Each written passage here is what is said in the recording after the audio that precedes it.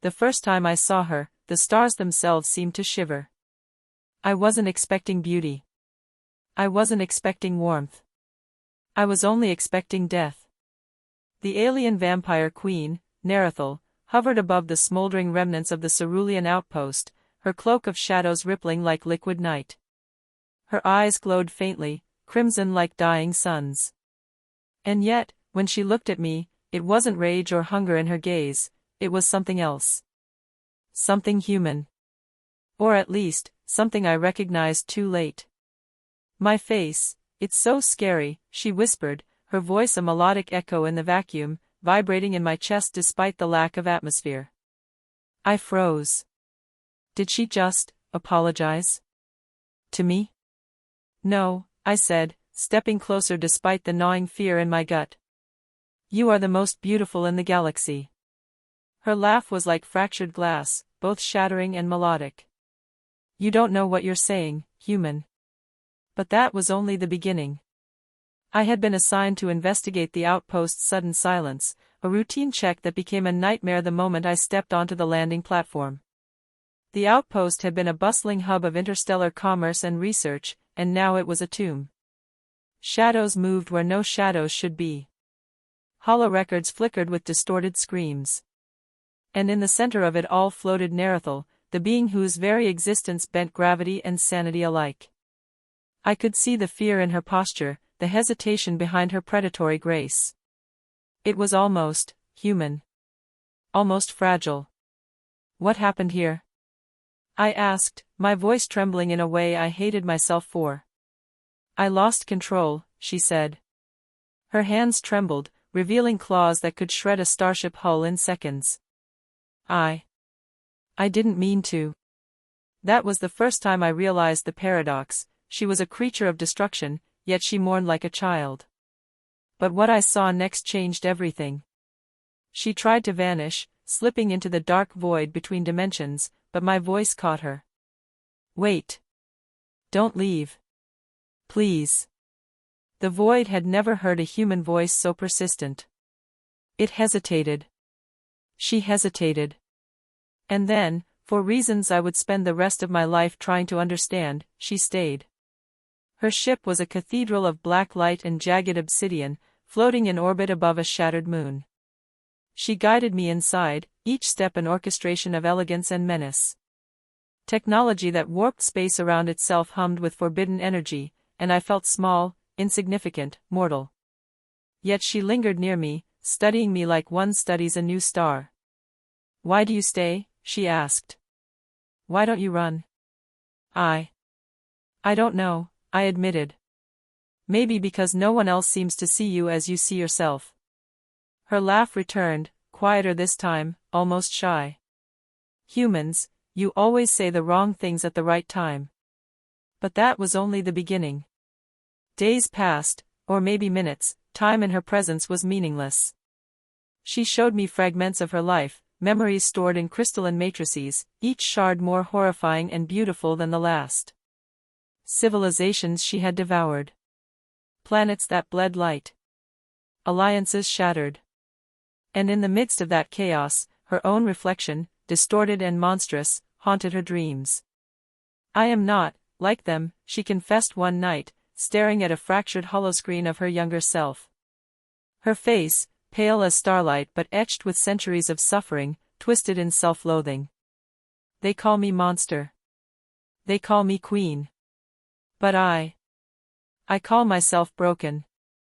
I wanted to tell her she was wrong. I wanted to tell her that she was more than a queen or a monster.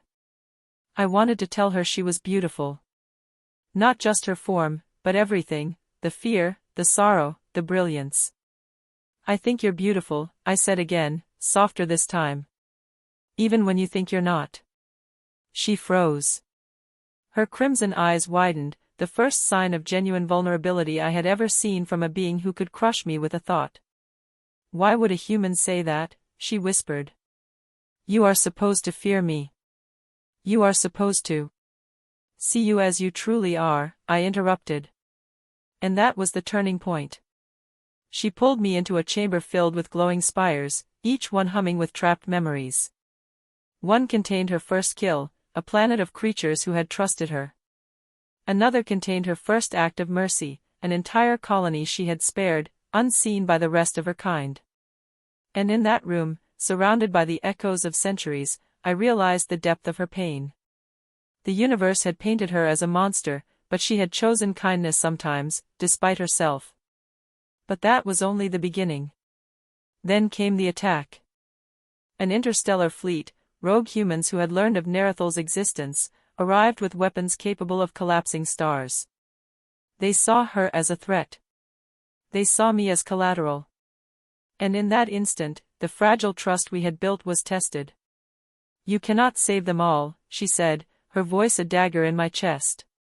"I cannot save you. Run." But I refused. "I'm not running," I said. "I'm not leaving you. Not now. Not ever." She hesitated, torn between instinct and something she had never allowed herself to feel, hope.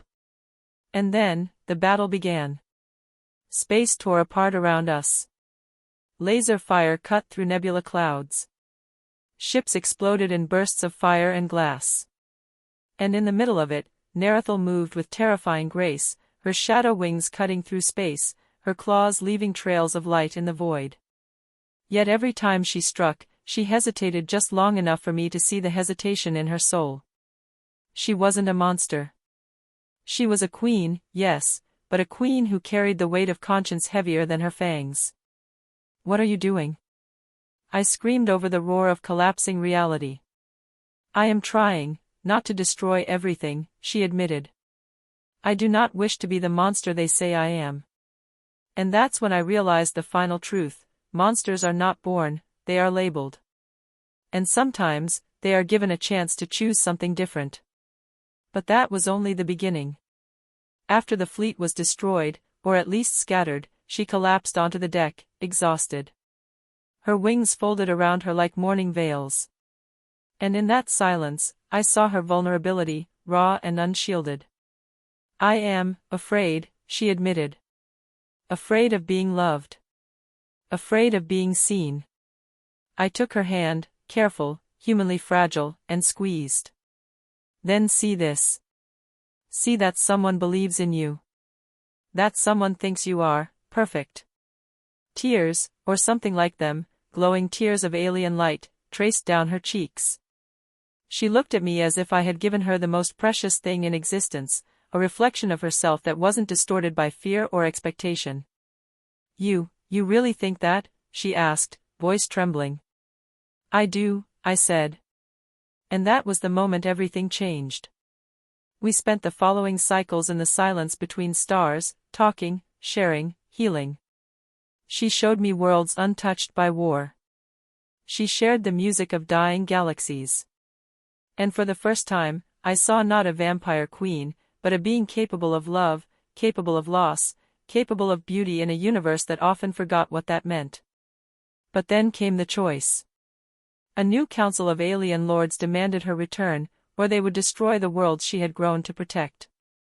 They could not accept her mercy, her restraint. She could fight, vanish, or submit. And for the first time, she asked me what I thought. "Do what you must," I said. "But know this, whatever you choose, you are beautiful. Not because of what you do, but because of who you are." Her gaze lingered on mine, and in that look, I saw centuries of fear, regret, and hope converge. She made her choice.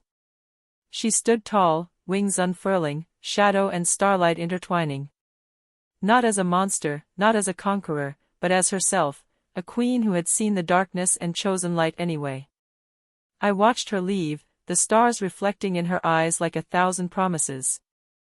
And I knew the universe would never forget her, just as I would never forget the day she told me, "My face is so scary." And I said, one last time, "No. You are the most beautiful in the galaxy." She smiled, a smile that held the weight of centuries and the light of 1,000,000,000 suns. And then she was gone, leaving only the echo of her wings and the knowledge that sometimes, beauty is found not in perfection, but in the courage to face everything you fear and still choose to be seen. The universe shifted around me, endless and infinite, but I carried her with me.